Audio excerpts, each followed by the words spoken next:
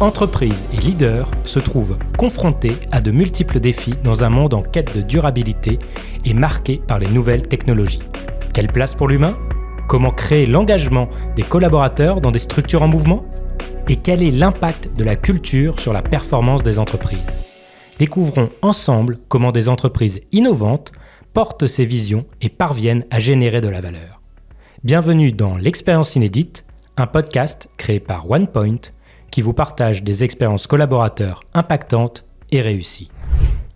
Bonjour, bienvenue. Aujourd'hui, nous avons le plaisir de recevoir Gladys Mampouya, directrice du programme numérique responsable au groupe Crédit Agricole. Merci Gladys d'être avec nous. Bonjour Amandine.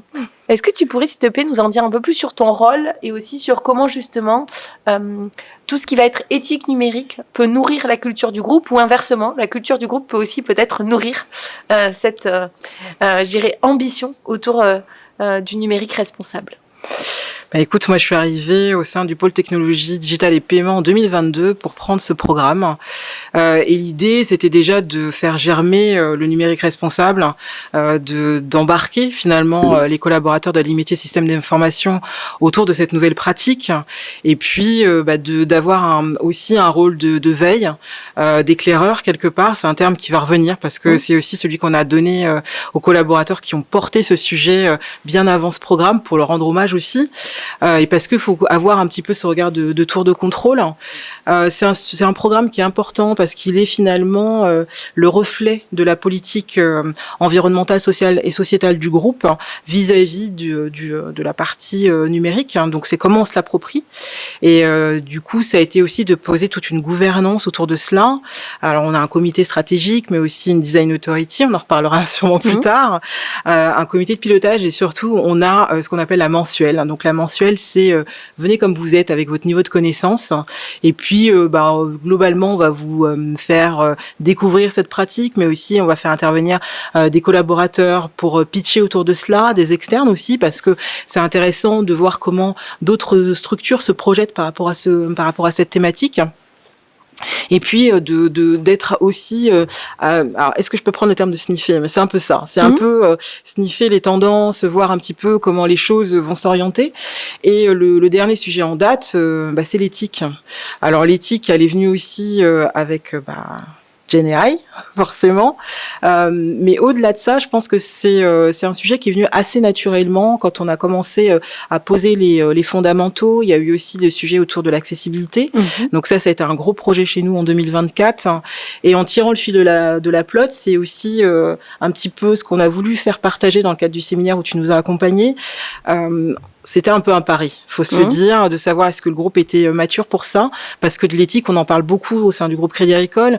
On est un groupe bancaire, donc forcément, l'éthique va être liée beaucoup avec la réglementation. Et on s'est rendu compte que l'éthique numérique, finalement, n'en faisait pas forcément partie.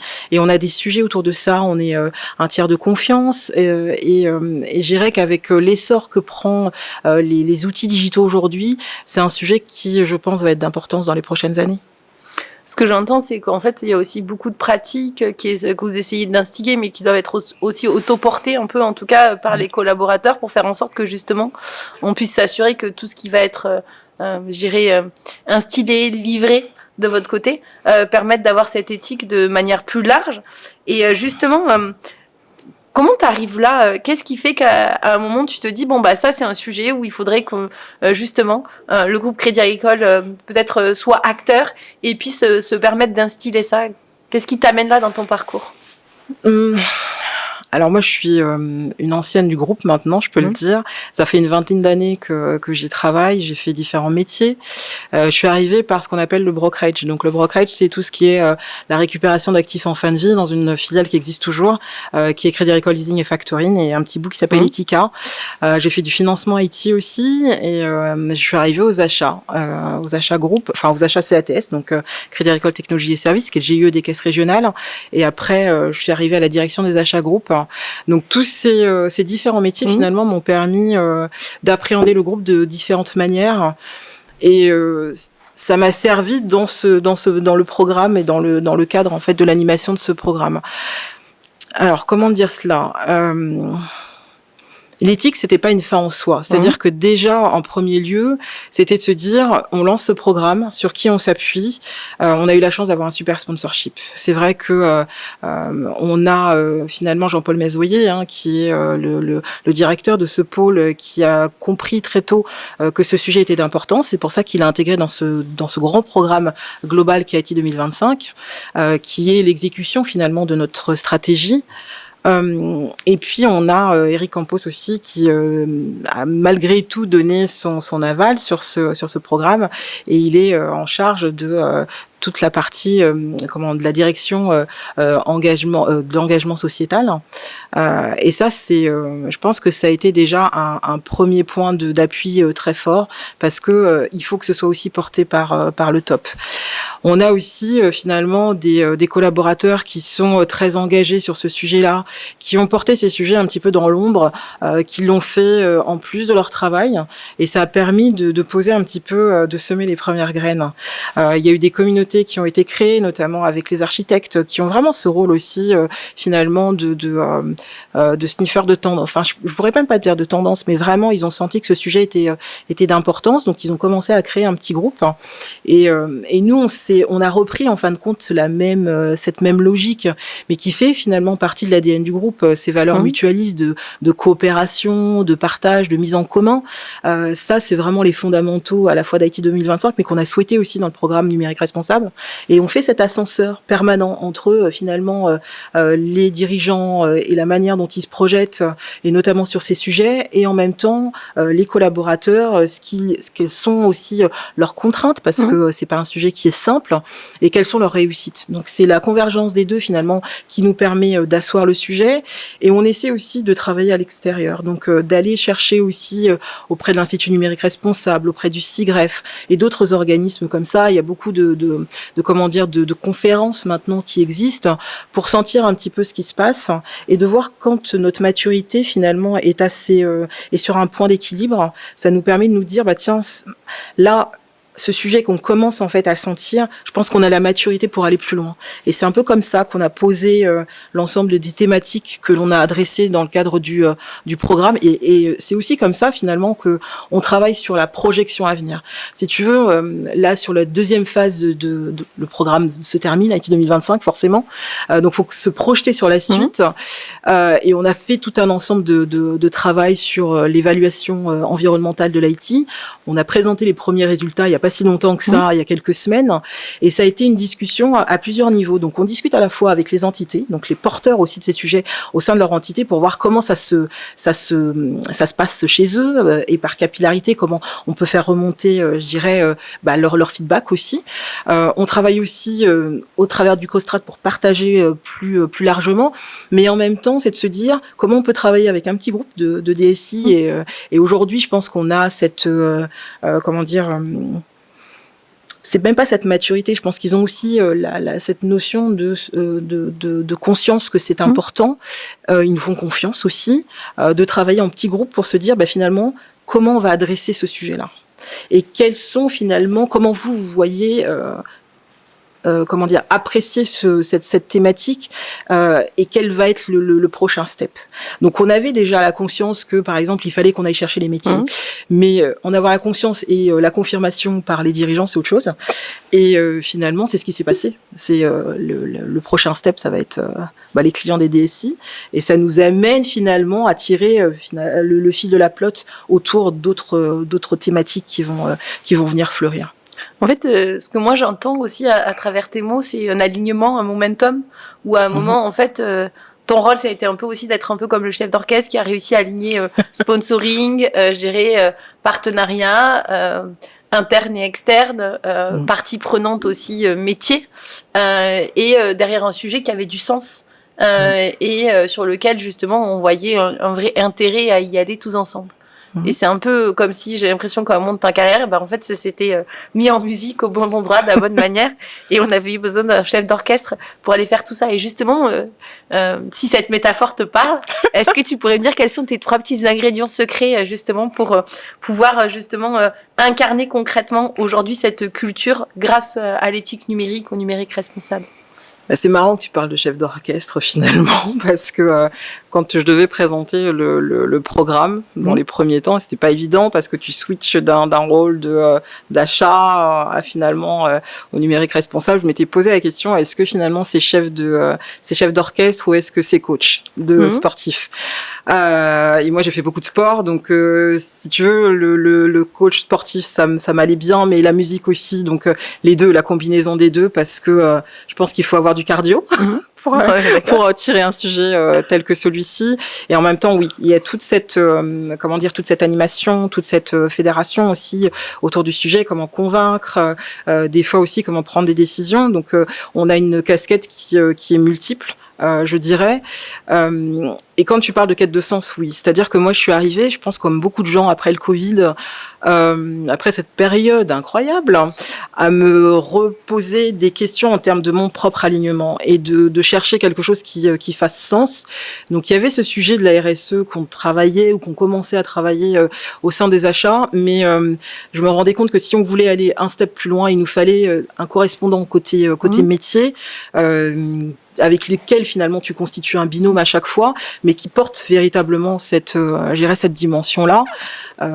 Et quand finalement j'ai été intégrée dans ces travaux de réflexion autour du livre, qui ont donné lieu au livre blanc, je me suis dit ouais, c'est ça.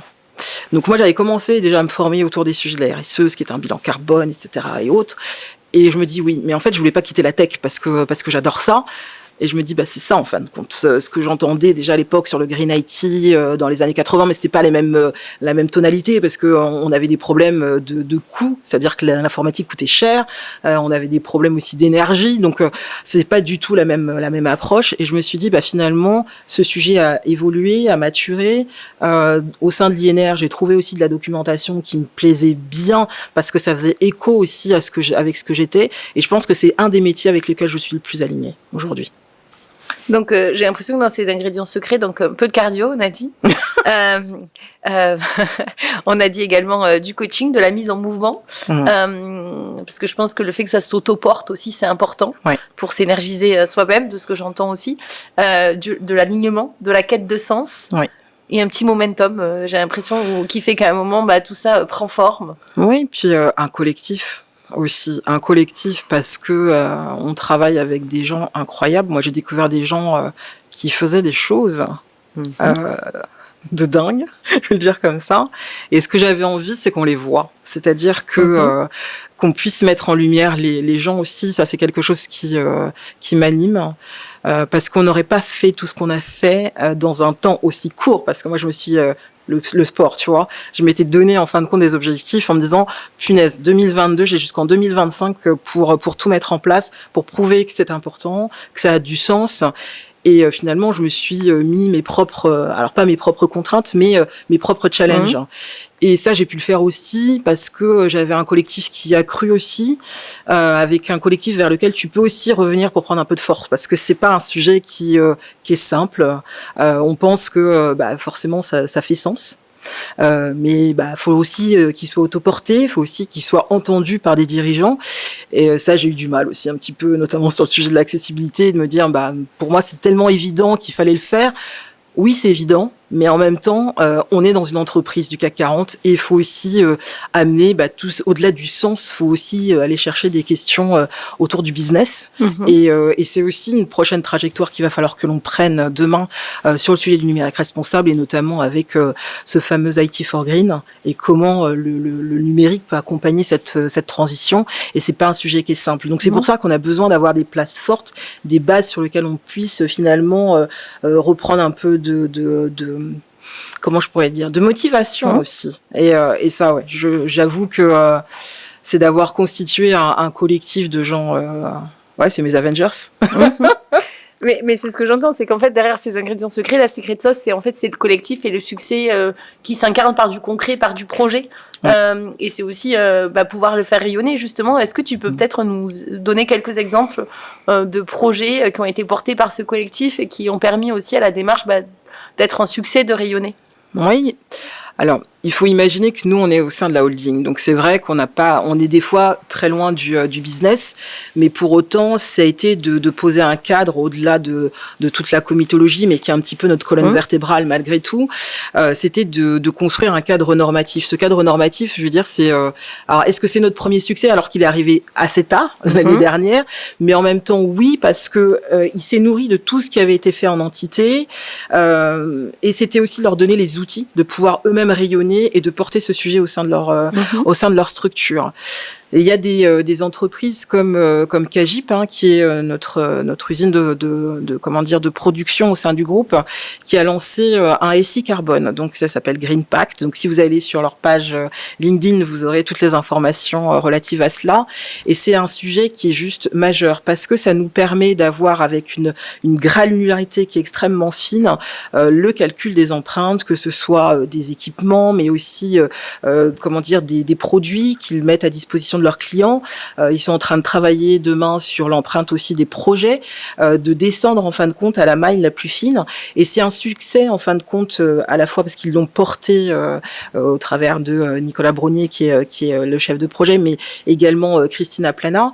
Mais ils se sont nourris aussi des besoins des entités. Donc ils ont été voir leurs clients, ils ont ouvert le capot en leur disant voilà, maintenant qu'est-ce que l'on fait pour que vous puissiez vous l'approprier, et est-ce qu'on a été assez loin, pas assez loin, donc ils réajustent comme ça à chaque fois, et c'est un petit peu la logique que l'on a eue. Dans les succès, alors c'est pas un projet, mais moi je trouve que les éclaireurs c'est un vrai sujet, parce que moi je voulais que, comme je te le disais, qu'on voit les gens, et surtout qu'ils puissent partager ce qu'ils font, au sein de leur entité, et que ça puisse servir en fait au plus grand nombre. Donc ça c'est aussi, alors c'est pas un projet, mais c'est quelque chose qui me tient à cœur. Après il y a aussi tous les sujets autour des travaux Inter-Design Authority. Donc les Design Authority, c'est des objets qui ont été lancés en 2022, mais qui ont vraiment pris corps pour le numérique responsable en 2023. Et on en a 8, donc ça va traiter de API, interopérabilité, du cloud, de la data, de l'IA, de ce qu'on appelle les nouveaux territoires. Donc ça, c'est toute la partie crypto, quantum. Et on est là pour construire, ou co-construire plutôt, je préfère co-construire les cadres normatifs qui vont s'appliquer sur l'ensemble des entités. Et on a commencé des travaux Inter-Design Authority parce que comme en fin de compte le numérique responsable est transverse, finalement on pouvait pas arriver nous avec une bible qui était juste indigeste, mais c'est surtout comment on peut travailler de manière intelligente avec les experts finalement de ces Design Authority pour qu'on puisse injecter du numérique responsable un petit peu partout. Donc on l'a fait sur l'IA responsable, on l'a commencé aussi sur le cloud, demain ça sera la data, etc. Donc ça c'est aussi à chaque fois que l'on se lance dans un projet, faut qu'il y ait une finalité, un livrable. Et donc il y a à la fois des livrables de sensibilisation que l'on va travailler, mais aussi des livrables qui sont des guides opérationnels que les entités puissent se servir, s'approprier, parce que en fonction de la culture de chacune des entreprises du groupe, parce que on fait de l'immobilier, on fait de l'assurance, on fait de l'asset management, donc chacune en fin de compte a sa propre identité et a mené aussi finalement un programme numérique responsable, mais de façon différente. L'ADN reste le même, mais ils vont le twister en fait de façon différente, leur donner des outils. Un autre projet aussi, on en a parlé un petit peu, c'est le projet accessibilité. Donc là, ça a été un marathon à la vitesse d'un sprint. 2024, ça a été un peu la folie parce que tout au long de l'année 2023, on sent que ça bouge sur le terrain du handicap. On a le renforcement des sanctions. On a aussi de nouveaux, comment je pourrais dire ça, des autorités de contrôle aussi qui sont nommées. Et on se dit là, nous, c'est le moment d'y aller parce qu'on est prêt, parce qu'on a travaillé en fait depuis 2022 pour collecter les bonnes pratiques, pour avoir des feedbacks des entités. Donc on part pas de zéro. Il y a des choses qui ont été faites. Mais maintenant, c'est comment on passe à l'échelle. Et du coup, ça a été présenté en comité strat numérique responsable. On a eu un go. On a été chercher des experts pour mener des sujets comme ça, la conformité.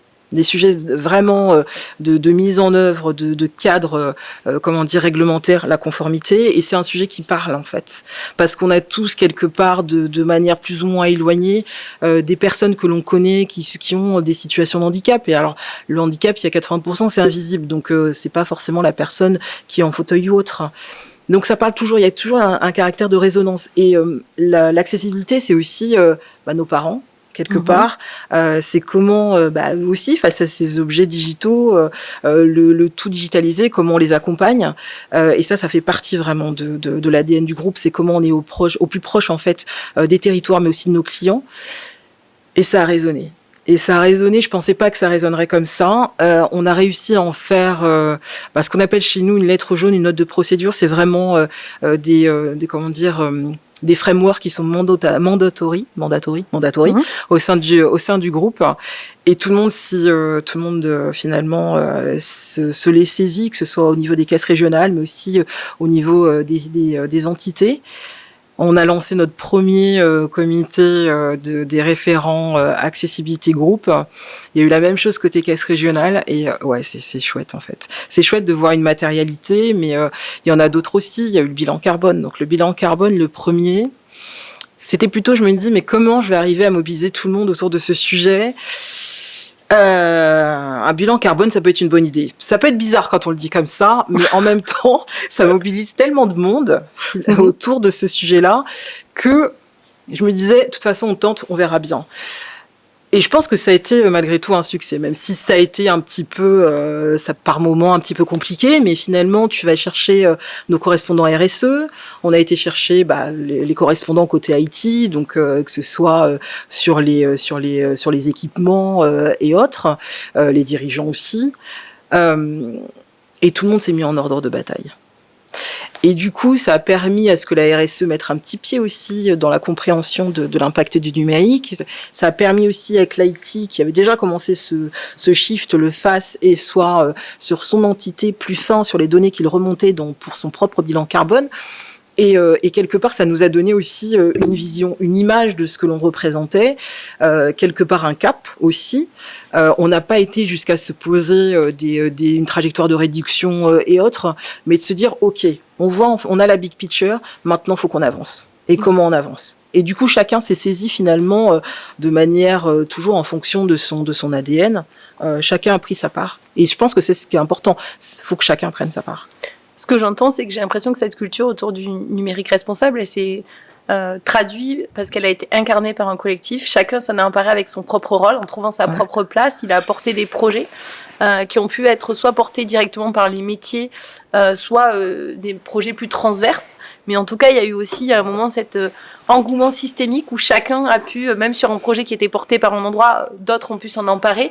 Et en fait, le succès se mesure aussi quand ça devient en fait une pratique appuyée par des frameworks ou en tout cas différents outils qui vont permettre que chacun justement puisse eux-mêmes porter ce sujet à leur échelle, à leur niveau, l'utiliser dans leur quotidien et puis le faire rayonner. Et c'est aussi pour ça que j'entends aussi le rôle des éclaireurs, des référents comme clés, qui peut être aussi bien, comme tu disais, au niveau des entités, des caisses régionales que du groupe, où chacun à son niveau va pouvoir trouver son propre rôle et sa propre manière, de mettre la pierre à l'édifice pour qu'on ait de la concrétisation, de la matérialisation derrière cette culture autour de l'éthique numérique. Est-ce que si je résume comme ça... Oui, c'est ça. C'est-à-dire que nous, ce qu'on voulait, c'est... on est une équipe à taille humaine. J'aime bien dire ça. C'est-à-dire qu'on n'est pas nombreux. Et c'est un nouveau métier aussi qui arrive au sein des DSI. On le voit, nous, sur la place avec ce qui se passe avec la loi sur la réduction de l'empreinte du numérique qui booste un petit peu ça. On a des étudiants qui vont être formés demain à cela. Il va y avoir des masters spécifiques. Donc... quelque part, on voit bien que tout bouge et plutôt dans le bon sens. Et on pouvait pas, pour démultiplier de toutes les manières, je peux pas encore me dupliquer. Et Fabien qui travaille avec moi non plus. Donc du coup, c'est comment tu peux trouver des relais, en fin de compte, au-delà de toi. Et je trouve que c'est intéressant parce que quand tu parlais de culture et comment elle se nourrit de ça aussi. Elle se nourrit de ce que nous, on peut impulser, mais de ce que eux nous impulsent aussi, de nous dire, là, non, on le sent pas pour telle et telle raison. Et du coup, on a réussi quand même à construire effectivement des pratiques avec des frameworks, avec tout un ensemble de ressources. Quand je regarde finalement ce que l'on a réussi à produire depuis 2022, c'est on a 6 domaines d'action finalement autour de tout ce qui est de la décarbonation et de l'environnement, tout ce qui est la souveraineté aussi numérique, tout ce qui est le numérique de confiance. On a de la culturation formation, tout ce qui est diversité inclusion et la qualité de vie et les conditions de travail. Donc tu vois, ça fait 6 domaines qu'il faille s'approprier. On en a déjà couvert 3, ce qui est déjà pas mal. On a eu la chance aussi d'avoir un programme, et le programme, ça a été véritablement un booster. C'est-à-dire que quand je parle de booster, c'est en termes de visibilité. Alors pas de ma visibilité, mais visibilité du programme. C'est-à-dire qu'il y avait toute une organisation autour d'IT 2025 qui permettait finalement de mettre en lumière des success stories sur des sujets qui portaient en fait les 11 sous-programmes.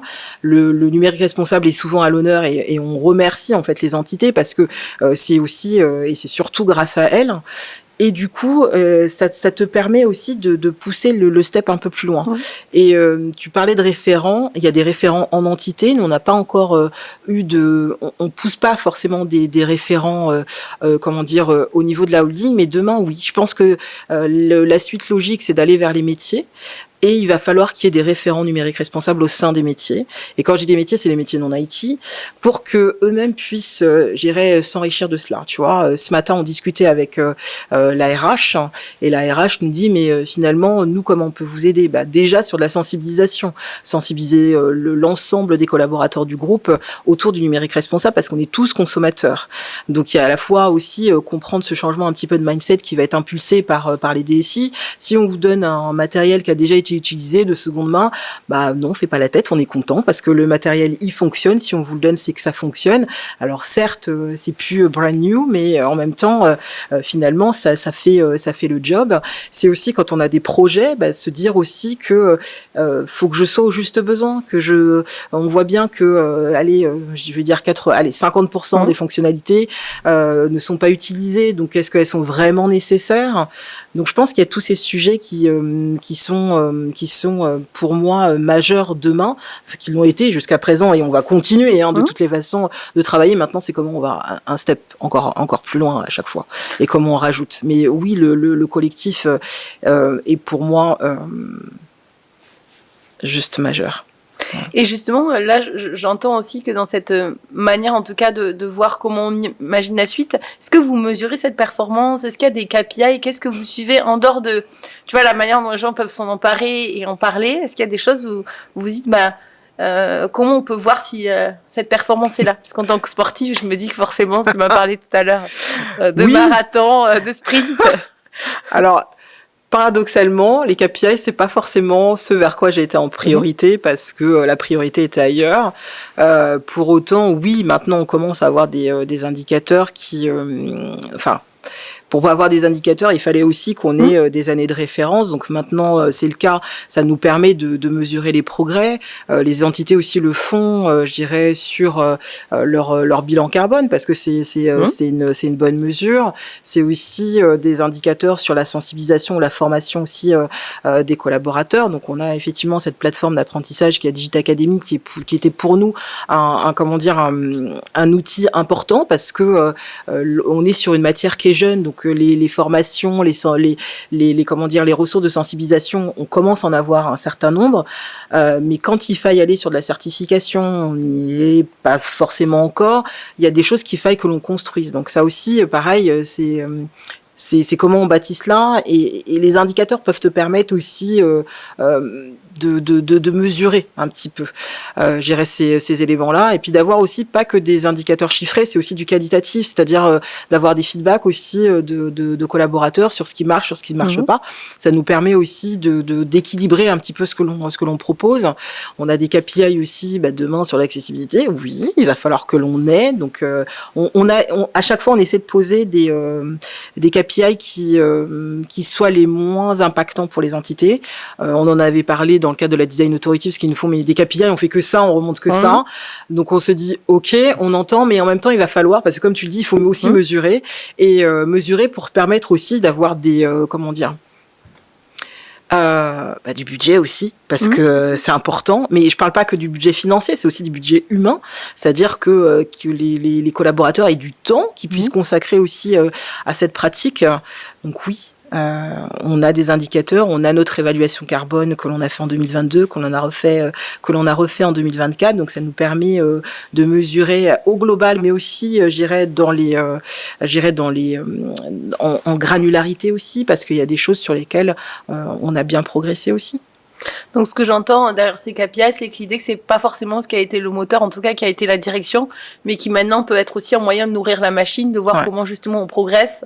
Il faut pas que ça soit non plus trop contraignant pour les entités parce qu'ils en ont déjà un certain nombre, mais comment on peut créer en tout cas un cercle vertueux pour donner envie aux gens de continuer, les encourager. Il y a aussi ce côté, je sais que quand on fait un bilan carbone, si on voit que justement l'année d'après on a été meilleur, c'est aussi encourageant. Oui. Donc c'est aussi ce côté-là. Et moi j'aurais envie de te demander du coup, c'est quoi ta vision du futur ? Comment tu vas justement pouvoir continuer à nourrir cette culture, la faire de plus en plus s'auto-porter ? On parlait notamment tout à l'heure d'éthique numérique. Tu as parlé aussi d'IA. On sait qu'avec l'IA, l'éthique est d'autant plus prégnante. Comment tu vois la suite ? L'histoire a fait que commencer, j'ai envie de te dire. On a posé les fondations, les murs sont posés, on va dire. Maintenant, on va rentrer un petit peu dans des choses un peu plus alors techniques, je ne sais pas, mais il va falloir qu'on adresse le sujet complètement différemment. La manière dont on se projette aujourd'hui, c'est surtout comment on continue à asseoir en fin de compte ces fondations, parce que tout n'est pas gagné, tout le monde n'est pas formé au niveau de la ligne métier système d'information, et surtout c'est comment on va aller chercher nos métiers, nos clients, les clients des DSI. C'est aussi les autres lignes métiers. On a commencé à le faire avec certaines d'entre elles, donc ça nous permet aussi de travailler un petit peu notre pitch, parce que quand tu parles d'IT mixé à de la RSE, le premier réflexe c'est ça va être compliqué. Donc c'est comment démystifier aussi un petit peu tout cela. Donc je pense que le step d'après c'est d'aller chercher nos clients pour les intégrer dans cette dynamique d'ensemble, et je pense que ça aura encore plus d'impact forcément, parce que à partir du moment où tes clients comprennent la direction, la stratégie que tu prends, ils sont plus enclins finalement à la suivre, et puis à nous donner aussi leur propre vision du sujet. Il y a des choses sur lesquelles on sait que on y parviendra avec du temps, mais je pense que c'est la bonne direction à avoir. Tu parlais de l'IA, oui, parce que aujourd'hui on en parle beaucoup, d'IA générative. C'est sûr, moi je suis la première à dire que c'est génial à partir du moment où on s'en sert intelligemment. Il y a beaucoup alors évidemment je suis dans mon bassin, donc forcément moi je vois beaucoup de littérature autour de son impact sur l'environnement, mais aussi sur la société. Et je pense que il faut que les gens comprennent l'IAGEN vraiment de manière globale. Il faut leur donner cette vision. Je pense que le monde professionnel est là pour ça aussi. Et c'est important, et c'est tous les travaux que l'on mène aussi avec les équipes, en fin de compte, de l'IA Lab, pour avoir, est-ce que je peux dire une doctrine commune ? Oui. Et avoir des outils aussi que l'on travaille ensemble. On n'est pas, en fait, moi je veux pas qu'on mette en opposition ce que l'on fait au sein du numérique responsable et ce qui est porté en fin de compte par l'IAGEN, et tout ce que ça peut apporter aussi, je dirais, de positif. Mais en même temps, je pense qu'il faut pas non plus faut pas se voiler la face. Il y a aussi the other side, comme disent les Américains. Il y a aussi, il faut voir l'autre côté, enfin de l'autre versant de la lune. Et c'est ce qu'on est en train de travailler pour que on soit sur quelque chose qui soit audible. Parce que on commence à avoir des questions aussi autour de la consommation en électricité. Il y a l'eau aussi qui devient un sujet aussi. Donc moi je pense que c'est un sujet qui va falloir que l'on traite. On a commencé à le traiter, faut aller maintenant, faut continuer, faut poursuivre un petit peu les travaux. Tu parles d'éthique, oui. L'éthique, pour moi, elle intervient à différents niveaux, parce que on voit bien que l'essor de l'IA générative va amener énormément, et amène déjà beaucoup de changements dans la manière dont on va travailler demain, dans la manière dont on va aussi, au niveau personnel, utiliser cet objet. On peut pas laisser les gens aussi dans comment je pourrais dire cela, dans l'imaginaire que non, c'est du fantasme, ça n'existe pas. Si aujourd'hui on commence à avoir des données chiffrées qui sont étourdissantes. Maintenant, c'est ce que disent aussi que ce soit Aldrich Zappellini qui porte le sujet de l'IA au sein du groupe. C'est de choisir cet outil quand vraiment ça a du sens. Et je pense qu'il y a de ça aussi. Faut pas que ce soit un buzzword et tout le monde l'utilise parce que c'est fun de l'utiliser. Faut que ça ait du sens derrière. On revient toujours à la question du sens. Et je pense que toutes ces questions autour de la responsabilisation qui vont amener à l'éthique aussi, où tout est imbriqué. Il faut qu'on le traite, il faut qu'on l'adresse, oui. Oui, et je sais qu'aussi dans les discussions qu'on a eues, on a aussi pas mal parlé de technoconscience. On en parlait notamment aussi lors de votre dernier séminaire avec Maxime Blondeau. Justement, il y a aussi tout ce côté, comment on va aussi pouvoir responsabiliser les gens pour qu'ils puissent aussi s'y retrouver en termes de bien-être, d'équilibre. Sur la tension également, sur la manière dont on les sollicite.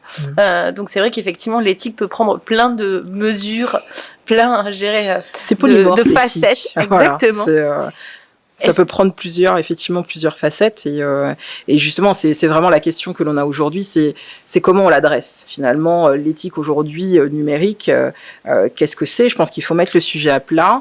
Faut pas être seul, c'est pas que le numérique responsable qui doit porter ce sujet-là. Je pense qu'autour de la table, il faut qu'on ait un parterre de parties prenantes diverses et variées parce qu'il faut aussi l'entendre.